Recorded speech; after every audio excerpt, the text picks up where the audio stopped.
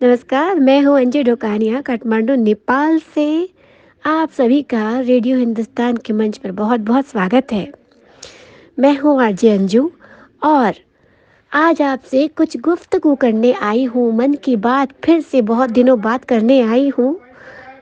आज का विषय है झूठ। झूठ झूठ कितना छोटा सा शब्द है। दो दो लेटर का जो है शब्द है, ये बहुत ही छोटा सा है, लेकिन इसकी माया बहुत बड़ी है। जी हाँ, क्योंकि जब एक झूठ बोलते हैं तो उसे छिपाने के लिए हमें हजार झूठ बोलने पड़ते हैं। जी हाँ, और सच जो है वो बहुत कड़वा होता है। टेस्ट में नहीं होता, उसका एहसास कड़वा होता है। जी हाँ, क्योंकि लोग कहते हैं ना, सत्य बहुत कड़वा होता है। देखा जाए तो सत्य का कोई स्वाद ही नहीं होता है, पर उसका एहसास, अगर सत्य बोल दिया जाए किसी का, तो हो सकता है उसके लिए वो कड़वा उसे लगे एहसास में, लेकिन सत्य सदैव सुखद होता है। जी हाँ, यहाँ मैं कोई आपको भाषण नहीं देने आई हूँ, सिर्फ अपने अनुभव आपके साथ साझा करने आई हूँ मित्रों। जी हाँ, तो मैं बात कर रही हूँ झूठ की, कि झूठ के लिए कहा जाता है, जैसे कोई कह रहा है तो सामने वाला कह देता है, देखो कितना सफेद झूठ बोल रहा है। सफेद या काला नहीं होता, झूठ तो झूठ होता है भैया। काला क्या और सफेद क्या, क्योंकि झूठ की माया अपरंपार है। जी हाँ, जैसे भगवान श्री राम की माया अपरंपार है, तो ये तो समझ में आता है ईश्वर की माया अपरंपार है, महिमा अपरंपार है। किंतु झूठ की माया अपरंपार है, क्योंकि झूठ पे ही ये संसार है चल रहा, जो कि सत्य नहीं है मित्रों। जी हाँ, सत्य सदैव सत्य होता है। उसे 7 तालों में भी बंद करके रखो ना, तो भी वो बाहर निकल आता है एक दिन। ये सत्य है मित्रों, क्योंकि झूठ कभी भी छिपता नहीं है। मैंने अपने जीवन में, अभी तक के अनुभव में, कई लोगों को झूठ बोलते देखा है। इसका अर्थ ये नहीं है कि मैं झूठ नहीं बोलती। झूठ सब बोलते हैं, लेकिन झूठ वैसे तो कहना ही नहीं चाहिए मित्रों। और यदि कहो भी आप, तो उस परिस्थिति में कहो जब आपको लगे कि सत्य कहने से किसी का बहुत बड़ा नुकसान हो जाएगा, या प्रलय आ जाएगी, या किसी की जान का सवाल है, किसी के माल का सवाल है, तब आप झूठ बोलो। रिश्ते बचाने के लिए आप झूठ बोल सकते हो, लेकिन झूठ ऐसे नहीं कहना चाहिए मित्रों। मैंने बहुत लोगों को देखा है, खाने पीने लगाने, छोटी छोटी बातों में, ज़रा ज़रा सी बातों में झूठ बोल जाते हैं। जी हाँ, खा लेते हैं, फिर कहते हैं मैं तो कुछ खाती ही नहीं, मैं तो कुछ खाता ही नहीं, मैं तो दुबला हो गया हूँ, मैं दिन भर कुछ नहीं खाता। या फिर मैंने तो बहुत दिन से फिल्म ही नहीं देखी है। या फिर झूठ कह देते हैं कि अरे मेरी तो उससे बात हुई थी, मुझसे तो फ़ोन पे बात करती है, तुमसे नहीं करती क्या। तो इस तरह की बातें, ये मैंने आपको जस्ट एक उदाहरण दिया है मित्रों, कि इन ज़रा ज़रा सी बातों में क्या झूठ कहना आवश्यक है मित्रों।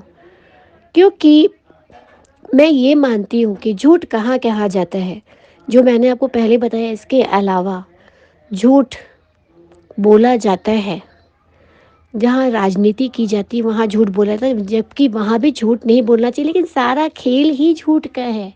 बिजनेस में लोग झूठ बोलते हैं, जो कि मुझे लगता है कि फेयर है, क्योंकि आपको यदि अपना बिजनेस चलाना है तो बहुत तरह की चीज़ें होती है, बहुत तरह की बातें होती हैं जो आप रिवील नहीं कर सकते हो।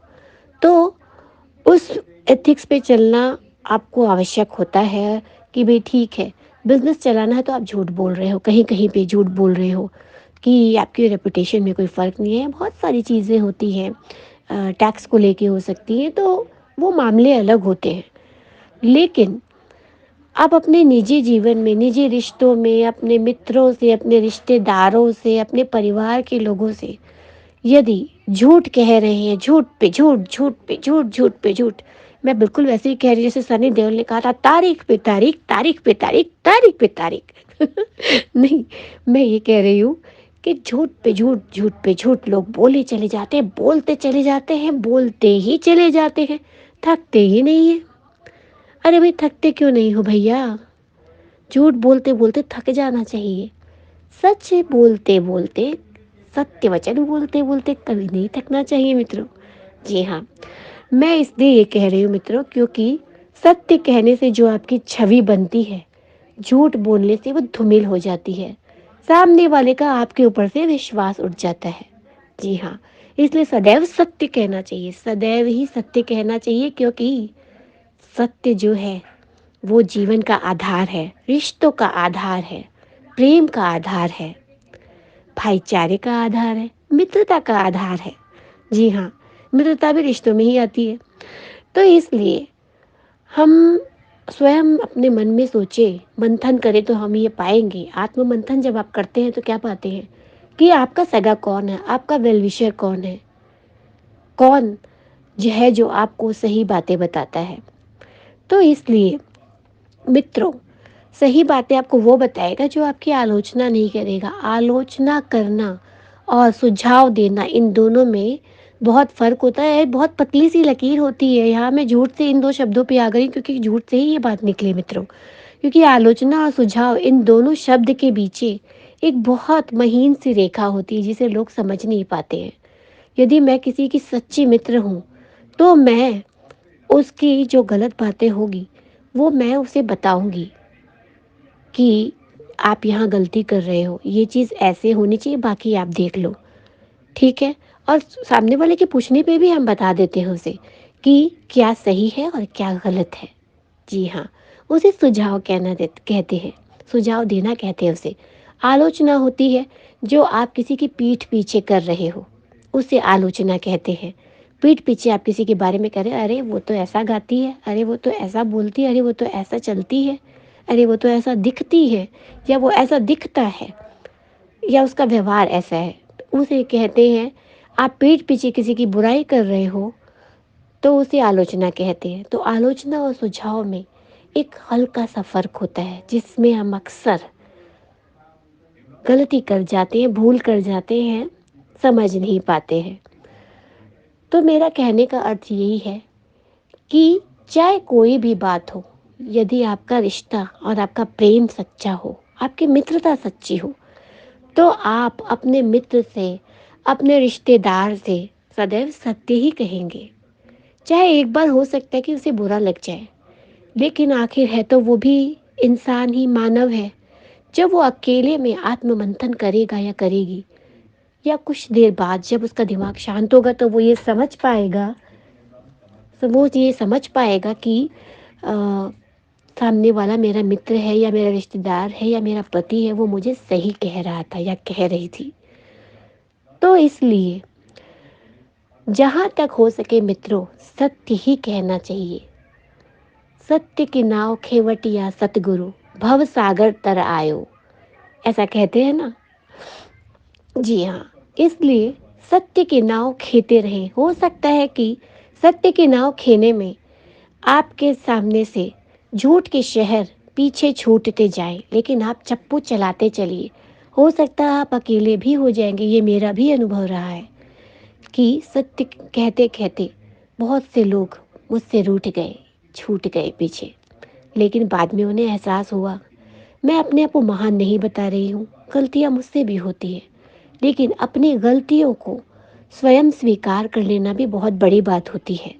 या किसी ने यदि आपको बताया है कि आप ये चीज़ गलत कर रहे हो, तो उसे सहर्ष स्वीकार कर लेना और उस पर कार्य करना, ये बहुत बड़ी बात है। तो यदि कोई आपको सुझाव दे कि आप ये ऐसा करो, चाहे आप उनसे पूछ रहे हो या वो अपने आप भी बता रहे हो आपको, तो ये आपके लिए तो सौभाग्य की बात है कि कोई ऐसा है आपके जीवन में, ऐसा आपका मित्र या आपका कोई साथी या आपका जीवन साथी या आपका बेटा या बेटी, कोई भी हो, वो आपको ये सुझाव दे रहा है कि इस चीज़ को, आज आपका एक पुत्र जिसे आपने जन्म दिया है, वो भी आपको अच्छे सुझाव दे सकता है। आजकल के बच्चे वैसे भी बहुत समझदार होते हैं, इंटेलेक्चुअल होते हैं। तो इसलिए ये ना सोचे कि अरे ये क्या, मुझे ये कौन होता मुझे सुझाव देने वाला, मैंने इसको जन्म दिया, ये मुझे सिखा रहा है। ऐसा नहीं है। हर एक व्यक्ति अपने आप में ज्ञानी है। जी हाँ, ये बिल्कुल सही बात है। और जो अपना समझकर आपको सुझाव देता है या आप मांगते हो तब देता है, तो इसका अर्थ है कि वो आपका वेल विशर है। तो इस फर्क को समझें और सत्य और झूठ के फर्क को समझें और अपने जीवन को खुशहाल जिए। आपको याद ही नहीं रखना पड़ेगा कि आपने फलाना से उस दिन क्या झूठ बोला था, क्योंकि आपने सत्य कहा है तो आप बाद में 50 दिन बाद या 100 दिन बाद या 5 साल बाद या 10 साल बाद भी आप वही बात उससे कहोगे, जो कि सत्य थी पहले भी और अब भी। इसलिए सत्य का चप्पू चलाते चले और झूठ के शहर को पीछे छोड़ते चले। तो इसी के साथ मैं लूंगी अनुमति। अगले दिन किसी और विषय पर चर्चा करने आऊंगी मन की बात में। तब तक के लिए करते रहिए काम और लेते रहिए प्रभु श्री राम का नाम, क्योंकि ईश्वर का नाम, राम जी का नाम ही सत्य है। नमस्कार।